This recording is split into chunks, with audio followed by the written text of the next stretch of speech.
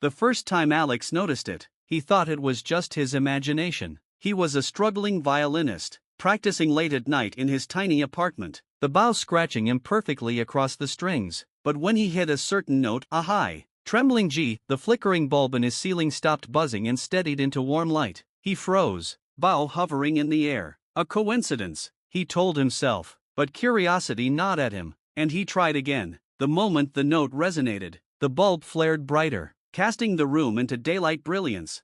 Sleep didn't come easily that night. The next morning, he tested the discovery further. A low, slow D sent the coffee in his mug swirling clockwise. A fast run of notes made the neighbor's dog stop barking. His violin wasn't just an instrument anymore, it was a key to bending the world.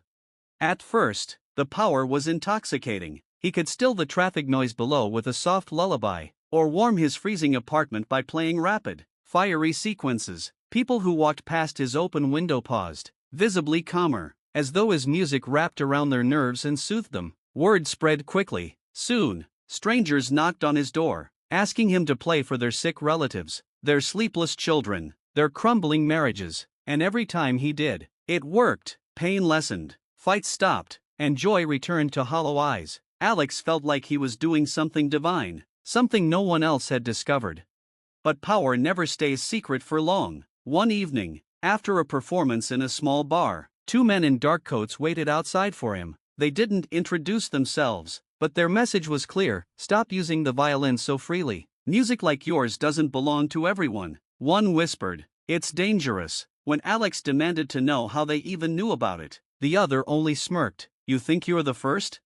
4 weeks after, Alex lived in fear. He tried to play quietly, alone, never more than a few notes, yet the urge to help gnawed at him. When his best friend Maya fell ill, coughing blood into tissues, Alex couldn't resist. He cradled the violin, playing trembling chords that shimmered like starlight. Maya gasped, then sat up, color returning to her cheeks. The miracle worked, but almost immediately, his apartment door burst open. The men had been waiting.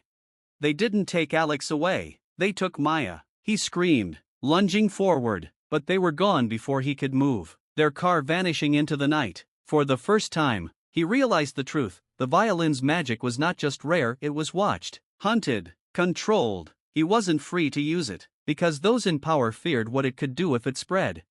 Days later, Alex received a small envelope under his door. Inside was a photograph of Maya sitting in a sterile white room, eyes blank, holding an unfamiliar instrument. The message scrawled beneath it read, "She's learning to serve the order. You can join her, or you can resist." His hands trembled, clutching the photo. He didn't know what the order was, but now he knew what they wanted: to turn music into chains, into weapons of control.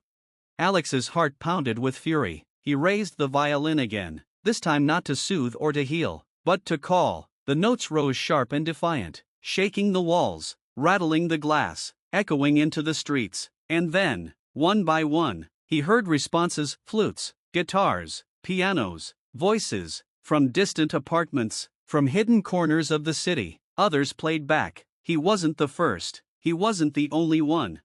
The truth swept over him like a tide: music's magic had never belonged to him alone. It lived in countless others, scattered, silenced, afraid, but together, they could be unstoppable. The final note of his song was not a question but a declaration, and as it rang out, Alex knew the real fight was only beginning. And somewhere, in a locked room, Maya's blank eyes flickered, as if she too had heard the call.